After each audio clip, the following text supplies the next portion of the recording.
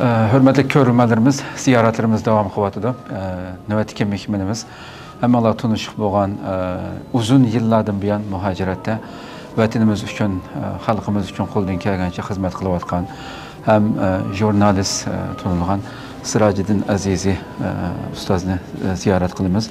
Sharq Turkiston Ulamolar birligi muavin raisi ham qimmatli vaqtdan chiqarib ziyoratimizni qabul qila olish uchun ko'p rahmat aytamiz albatta. Alloh razı bo'lsin. Hurmatli Sirajiddin Najimimdan shu 17-ci qatımda qarnaşıq uçuruşida turibdik. Albatta ilgirki yillarda hammasida boshini tortib bu sizlar yig'inda. Bu qatımqi yig'inda his qilgan ta'siratlari, sizlarga farqli tuyulgan narsalar, fikrlar bo'lsa anglagan bo'lsak. Haqiqatan 17-ci qatımda qarindoshlik uchrashishini ilib bordik.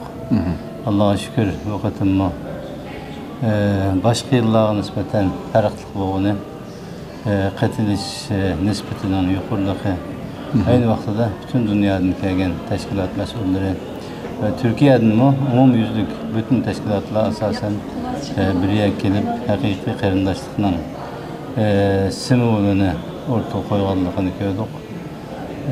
Bu qatimliq yig'ilishimizda aynı vaqtida burunqi bilan o'xshash oldu desek bo'ladi, ammo farqli bo'lgani hayatın degandek qatilish nisbati va endi xalqimizningki arzu armanlari alayida o'tirib qo'yildi.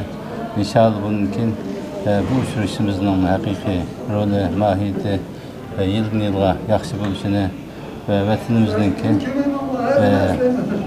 bir erkinlikka, mustaqillikka erishishini, xalqimizning arzu armanlarining amalga oshishini arzu qilamiz.